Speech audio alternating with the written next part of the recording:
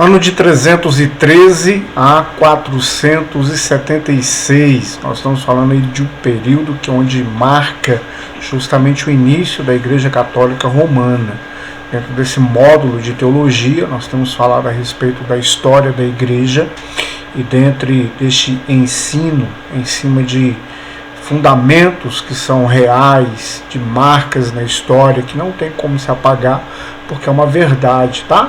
Então a igreja, só para que você acompanhe numa linha do tempo, a gente percebe o início da igreja com a pessoa de Jesus, ensinando ali os seus discípulos, que na ocasião, a religião predominante ali sobre Israel era justamente ali a questão do judaísmo. E ali nós tínhamos ali, como já falado em aulas anteriores, os saduceus, os fariseus. E agora Jesus, ele diz para Pedro que as portas do inferno não prevalecem contra a igreja.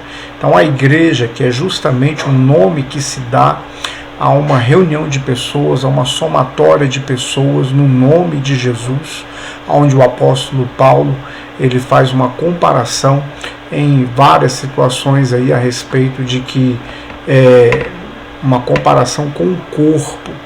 Então o corpo, que tem muitos membros, é comparado à igreja. Então nós por isso mencionamos muitas vezes o corpo de Cristo. Esse corpo que tem muitos membros, é uma reunião, é conhecido como a eclésia, é uma comunhão das pessoas em prol de uma só fé e de um só nome, que é sobre todo nome, que é o nome de Jesus, tá bom? Agora o interessante de nós estudarmos aí a história da igreja é também acompanhar uma linha do tempo. Por que essa linha do tempo? Porque a igreja primitiva, descrita em Atos dos Apóstolos, com a direção e governo do Espírito Santo, o derramado Espírito Santo, prometido na velha aliança, prometida no Velho Testamento. Agora o que ocorre?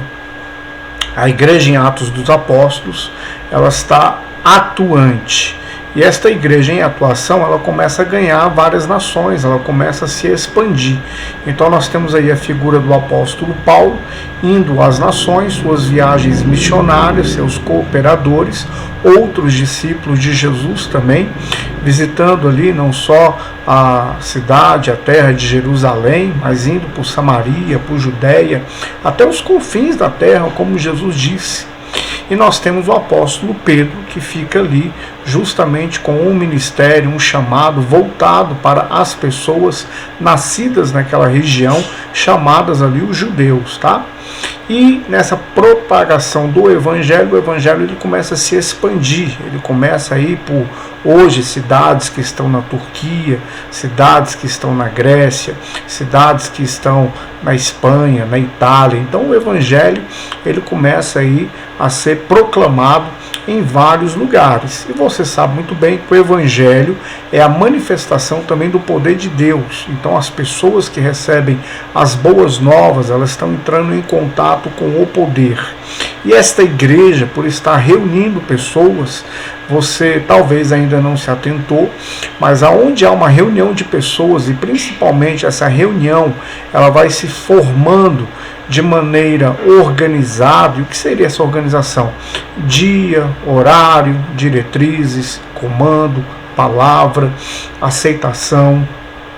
Essa igreja, ela começa a crescer, e esse crescimento se passa também em uma reunião de pessoas. Isso aí, para outras áreas da sociedade, como governo político, governo militar, isso daí, por muitos séculos, cheirou como uma situação de adversidade ou até mesmo uma disputa de poder.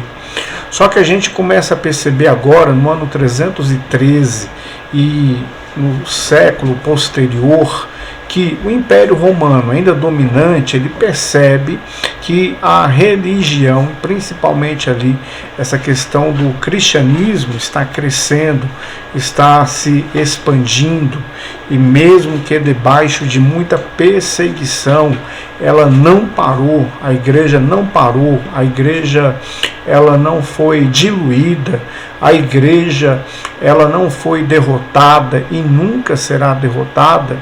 Então eles perceberam que seria melhor então dar uma roupagem a esta igreja. E aí então a gente tem uma grande divisão. Nós temos agora a igreja que começa o período de uma religião conhecida como católica romana, e justamente por uma questão de normas do Império Romano, e dentre estas normas, isenção de impostos. Então aquelas pessoas que agora quiserem fazer parte, isso na época, de uma nova religião, uma religião que eles começam agora a proclamar, que é uma religião do Império. E aí você tem que entender que o Império, ele exerce uma influência, o Império, ele tenta trabalhar com normas, com leis, o Império tenta trabalhar com rótulos, o Império vai tentar trabalhar com crenças, e assim não é diferente no dia de hoje. Aquilo que é governo em qualquer lugar, ele vai estabelecer normas, vai estabelecer leis, vai estabelecer crenças, e aí a população ela vai estar inserida nisso. E assim foi criada a Igreja Católica Romana. E para que na ocasião as pessoas pudessem estar aderindo a esta Igreja Católica Romana, alguns benefícios foram ofertados, foram oferecidos. Aquele mesmo império que outrora estava perseguindo e inclusive matando, este agora império, ele tenta fazer uma união com aquelas pessoas que estão servindo a Jesus. E nesta união a proposta é que aquelas pessoas que agora fazem parte não precisam pagar impostos. E aí veja bem, se tem um cidadão ali que ele não quer seguir a palavra, que ele não quer estar junto à igreja, ou que ele não quer fazer parte de uma religião, seja ela qual for, ele tem uma oferta. Qual é essa oferta? Você vem para cá e não precisa mais pagar impostos. E aí você sabe muito bem que isso daí trouxe uma quantidade de pessoas enorme, e essas pessoas que vieram a fazer parte agora da Igreja Católica Romana, eles eram isentos dos seus impostos, e nessa isenção dos seus impostos, que era algo muito significativo na época, financeiramente falando, essas pessoas agora, elas não precisavam de mudança, elas não precisavam nascer de novo, como a Bíblia diz, nascer da água e do Espírito, elas não precisavam de verdade seguir Jesus, mas agora elas fazem parte de uma religião que tem algumas determinações e alguns objetivos. Um dos objetivos é se autoproclamar como uma igreja verdadeira, ou uma única igreja. E, neste caso, houve aí algumas divisões, e nessas divisões, aqueles que se mantiveram fiéis à sã doutrina, à palavra de Deus, constituindo uma igreja que ela nunca irá morrer, que é uma igreja espiritual, que é uma igreja fundamentada nas Escrituras Sagradas, na palavra de Deus, uma igreja que não se corrompe, uma igreja que segue os princípios, uma igreja que permanece no governo do Espírito Santo e não abre mão disso. Essa aí é a verdadeira igreja. Nós temos que estudar as Escrituras Sagradas para que nós fiquemos atentos a tudo aquilo que muitas vezes se transforma numa cilada, tudo aquilo que muitas vezes vem tentar influenciar o curso, a direção da igreja. Então, isso aí foi uma artimanha para trazer uma religião para o ser humano, tá bom? Sendo que a igreja verdadeira, espiritual, ela continuou e teve o seu início ali em Jesus e os seus discípulos. Agora, numa linha do tempo, nós temos uma divisão, uma igreja que continua caminhando sendo uma igreja espiritual. Nós temos agora uma igreja que ela não quer fazer parte do Império Romano. Então nós temos aí uma igreja que ela vai se denominar uma igreja ortodoxa, e ela vai principalmente neste período do tempo caminhar principalmente por uma região geográfica conhecida ali como o Oriente, e não digo o Oriente Médio em si, porque ali muito enraizado a princípio aquilo que estava sendo proclamado dentro dos judeus e aquilo que vinha das nações que na ocasião, já por muito tempo, principalmente iniciado ali Gênesis provavelmente 10, aonde nós temos ali a Torre de Babel, temos Nimrod, temos ali já uma situação ali onde muitas religiões pagãs se levantaram, tá? Tudo em busca de poder, tudo em busca daquilo que é o espiritual. Nós temos ali, na ocasião de Moisés, os costumes egípcios. Dentro desses costumes egípcios nós temos ali os feiticeiros, nós temos os magos, nós temos magia que está permeando sobre as nações. E diga-se de passagem, até quando o próprio Moisés teve ali um período de estar com Deus no monte, quando ele desce, o povo já está fazendo para si um bezerro de ouro. Então já está levantando ali uma imagem, já está levantando ali uma idolatria. E diga-se de passagem de antemão que idolatria é tudo aquilo que se coloca no lugar de Deus e principalmente que recebe culto e adoração, tá bom? Então aí está o início da Igreja Católica. E nesse período aí, desta Igreja Católica, algumas pessoas também tinham uma outra situação. Qual é essa situação? O Império ali romano começou a propor alguns tipos de concílio. Esses concílios eram reuniões onde se decidiria algumas coisas, tipo a divindade de Jesus, se Jesus era 100% homem, ou Jesus ele era 100% Deus aqui na Terra, se Jesus era um ser intermediário, se Jesus mesclava as duas naturezas, tanto a humana quanto a natureza divina. Então nós temos aí esta intenção de concílio, que é uma reunião, e esta reunião inclusive ocorreu, tá bom? Nós temos alguns líderes também aí durante esses séculos e que passou por dificuldades aí, inclusive abalando a fé, tá? Então, como disse aqui para você, a natureza de Cristo foi ponto de discussão e controvérsias. Para os alunos aí do semipresencial, página 30, tá bom? Para os alunos online, vai acompanhando o vídeo sem nenhum problema, vídeo aula muito tranquila, explicativa, e logo a gente também vai estar enviando alguns slides de PDF, tá? Então, olha só, existia um homem aí chamado Ário, presbítero de Alexandria, ensinou que Cristo não era homem nem Deus, mas um ser intermediário, a divindade e a humanidade, tá? Outra coisa que eu quero falar para você, quando a Bíblia usa o termo presbítero, tá? Não é o que a gente hoje conhece como um cargo eclesiástico dentro da igreja, que é o presbítero propriamente dito ali, numa questão do presbitério. Mas o presbítero, ele é ligado aí à cultura hebraica, seria e é uma pessoa com experiência. Então esse é o presbítero, tá?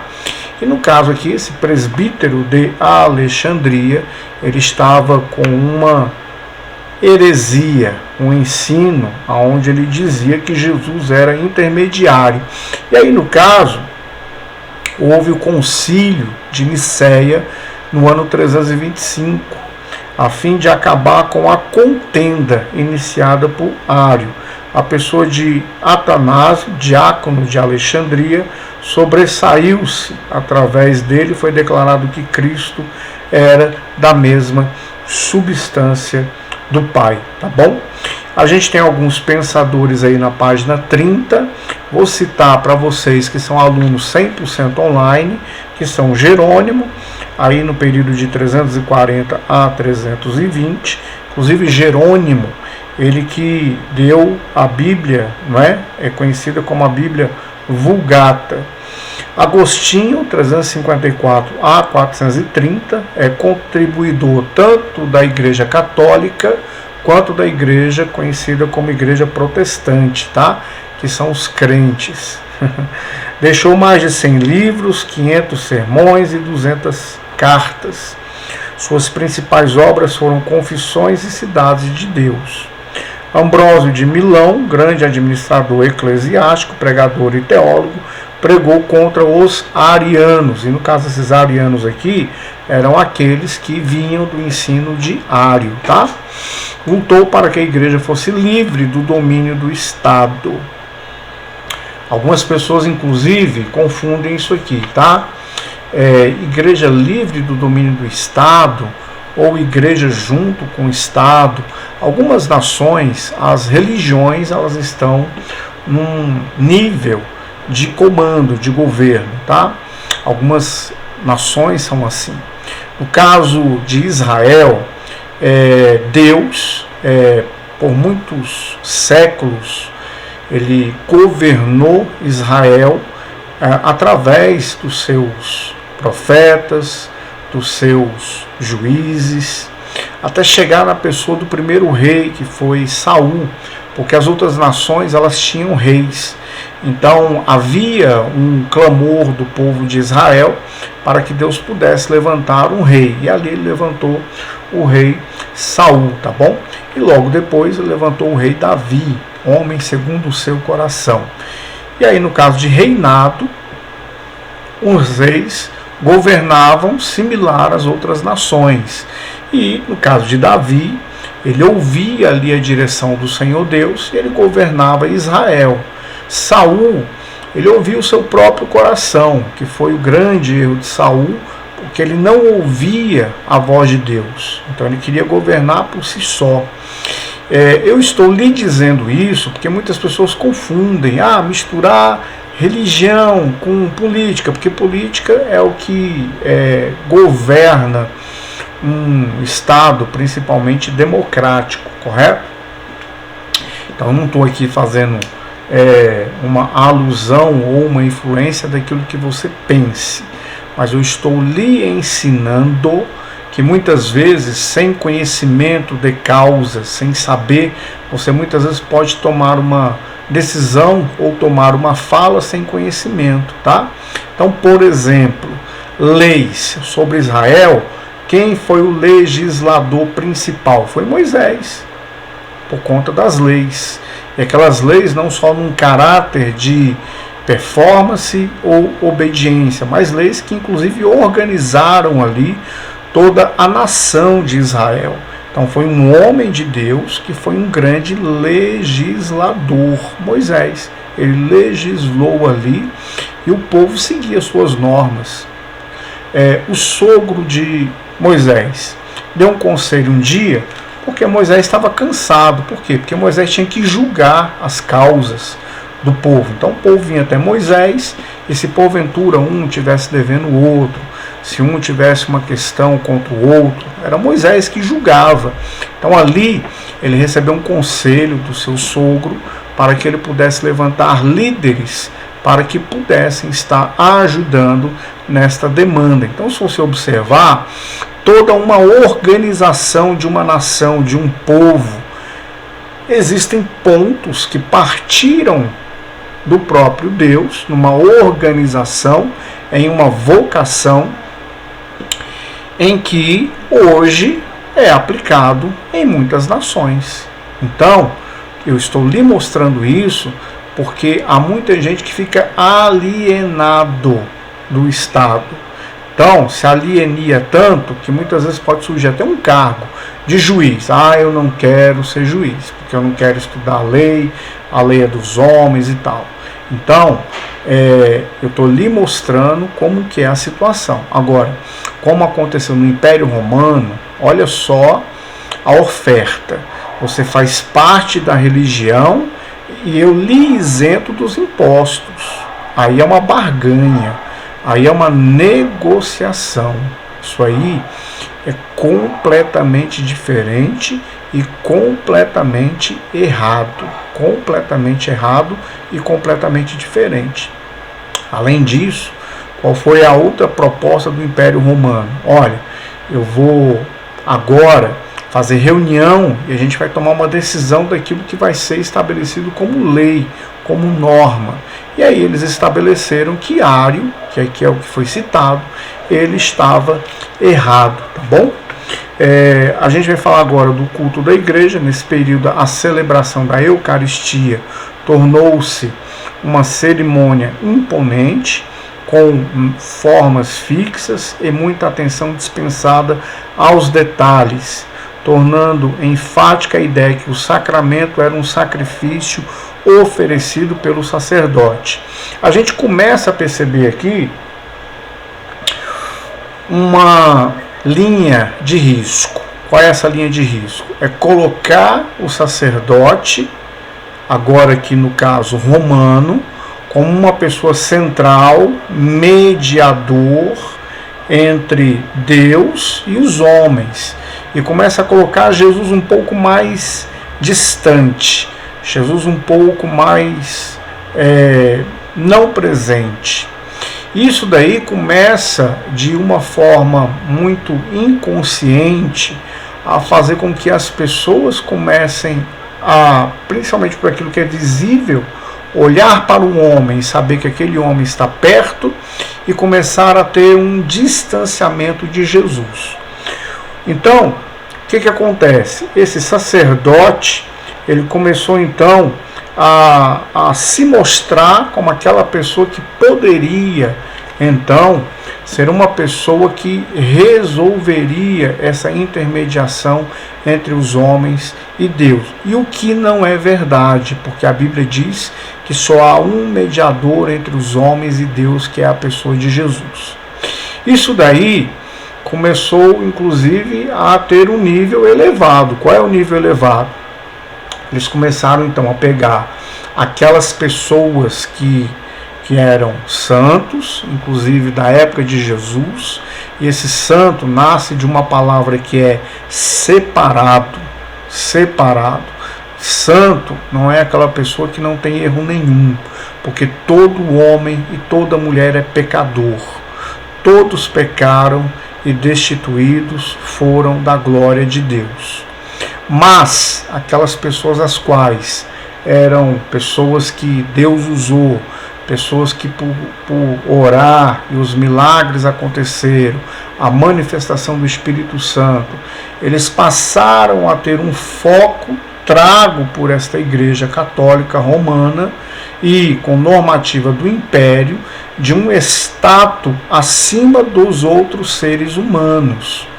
E isso colocando mais uma vez como se Jesus estivesse mais longe, e agora o sacerdote e esses santos que começaram a ser o quê? Proclamados por dia. Então por isso hoje, dentro até daquilo que existe hoje no mundo ocidental principalmente, um calendário romano, cada dia é ligado a um determinado santo, a um determinado nome, cada dia. E aí começou também uma questão de território. É como se dissesse nas entrelinhas: Jesus não está perto, ele foi para o céu, mas tem uma pessoa aqui que cuida desta área. E aí começou justamente a história onde nós até conhecemos hoje, onde existem os padroeiros e padroeiras das cidades, padroeiros e padroeiras de uma nação, colocando um tipo de crença de que Jesus está longe, de que Deus está longe, e que esses santos estão perto e eles são protetores. Então você percebe que essa influência que não é bíblica começa a se alastrar. E é por isso que hoje nós temos muitas pessoas, já desde essa época, que foram envolvidas nessas situações, que são elas o quê?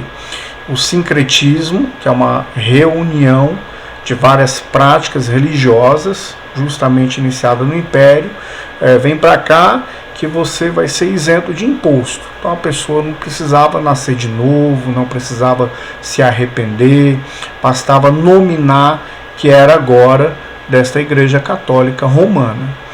Segundo ponto, começaram a mostrar ali o sacerdote romano como aquela pessoa que não falha, que não erra, e que a sua palavra tem uma autoridade e um peso espiritual igual da Bíblia, e isso aí hoje é centralizado na pessoa do Papa, e isso daí não ficou numa esfera longe, ficou numa esfera onde trabalha na crença individual das pessoas. Essa crença é mostrando assim, Jesus está longe, mas o santo está perto.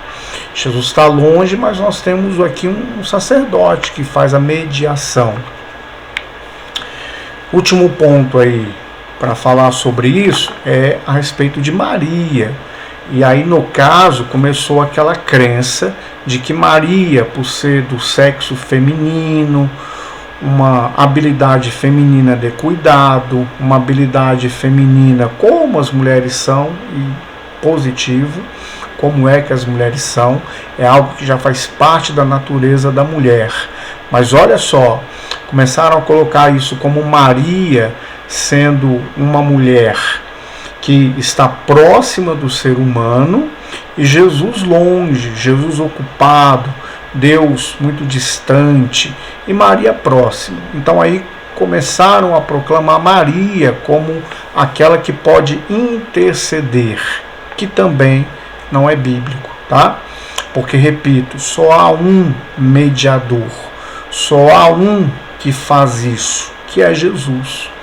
Por isso, deixa eu falar algo para você aqui interessante. Eu falo para o público evangélico, eu falo para o público crente, sou pastor, estou ensinando teologia como ela é, mas também tenho que trazer um alerta para vocês.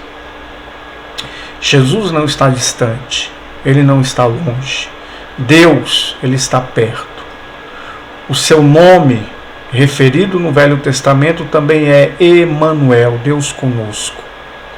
O Verbo se fez carne e habitou no nosso meio.